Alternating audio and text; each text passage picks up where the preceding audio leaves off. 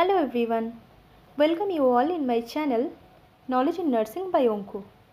Now I will discuss about important topic that is IV cannulation or intravenous cannulation. We will learn what is intravenous cannulation, most common uses of IV cannulation, how to select ideal vein for cannulation, and the different types of gauges, uses, length, flow rate and outer diameter of various types of IV cannulation. So let's start. First, cannula. What is a cannula? Cannula is a small plastic tube inserted into a vein. এরপর most common uses of intravenous cannulation কী কী কারণে আমরা use করি? Medication administration, fluid replacement, blood transfusion. যদি আমাদের repeated blood sample নিতে হয় সেক্ষেত্রে বারবার প্রিক করার থেকে একবারে যদি একটা আইভি ক্যানুলা করে রাখা হয় সেখান থেকে ইজিলি আমরা ব্লাড স্যাম্পেল কালেক্ট করতে পারি। ইন্ট্রাভেনাস নিউট্রিশন, টোটাল প্যারেন্টেরাল যে নিউট্রিশন সেটা প্রোভাইড করার জন্য। ডায়াগনস্টিক প্রসেস, যেরকম আমাদের রেডিওলজির সময় যে কন্ট্রাস্টগুলো দিতে হয় সেই সমস্ত ক্ষেত্রে, এবং কেমোথেরাপি। এরপর আসছে ভেইন সিলেকশন। ক্যানুলেশন করার আগে আমাদেরকে একটা মোস্ট প্রেফার্ড সাইটটা সিলেক্ট করে নিতে হয়। ভেইন সিলেকশনের কিছু ক্রাইটেরিয়া আছে যেগুলো আমরা মেনটেন করলে একটা আইডিয়াল ভেইন আমরা সিলেক্ট করতে পারবো। সেটা কি? ভেইনটাকে ভিজিবল হতে হবে, পালপেবল হতে হবে, স্ট্রেইট হতে হবে, ডায়ামিটারটা বিগ হতে হবে, away from any joints and above of the previous prick site. আগে যদি আমরা কোনো প্রিক করে থাকি তার ওপরে। আমাদের most common and most preferred site that is cephalic vein. এছাড়াও আছে metacarpal, basilic, antecubital and so on. এরপরে আসছে আমাদের বিভিন্ন গেজের ক্যানুলা। এই ক্যানুলারকে আমরা খুব ইজিলি একটা জিনিস মাথায় রেখে মনে রাখতে পারি, আমাদের মাটির নিচে থাকে লাভা, তাই জন্য সব থেকে বড়ো গেজের যেটা 14 গেজ সেটা হচ্ছে অরেঞ্জ কালার। তারপরে থাকে মাটি যেটা হচ্ছে grey colour 16 gauge.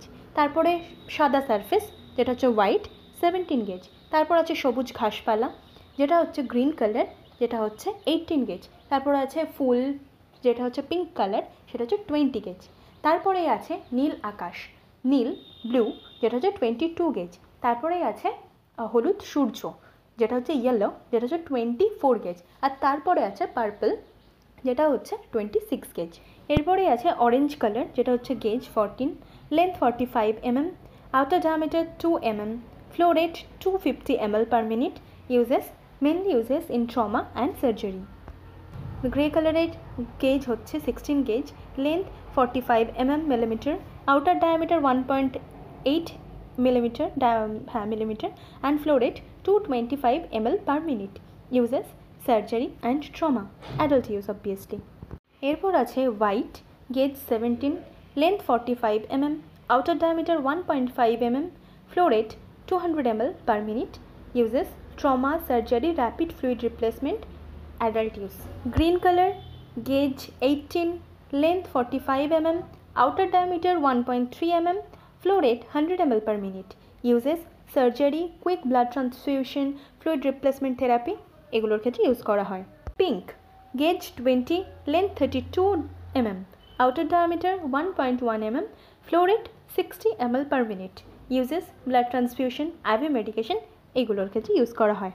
Blue gauge 22, length 25 mm, outer diameter 0.9 mm, flow rate 40 ml per minute, uses fluid replacement, IV medication। এইটা এখান থেকেই মানে 22 গেজ থেকে 26 এটা চিলড্রেন বা পেডিয়াট্রিকের ক্ষেত্রে ইউজ করা যায়, আর ওল্ডার অ্যাডাল্টদের ক্ষেত্রে ইউজ করা হয় এই 22 গেজটা। Yellow 24 gauge, length 19 mm, outer diameter 0.7 mm, flow rate 20 ml per minute, uses neonate children and old elderly, যারা ভীষণ বয়স্ক হয়ে গেছে, ভীষণ থিন ভেইন, তাদের ক্ষেত্রে এটা ইউজ করা হয়। এরপর purple gauge 26, length 19 mm, outer diameter 0.6 mm, flow rate 10 ml per minute, uses এটা শুধুমাত্র পেডিয়াট্রিকের ক্ষেত্রে ইউজ করা হয়।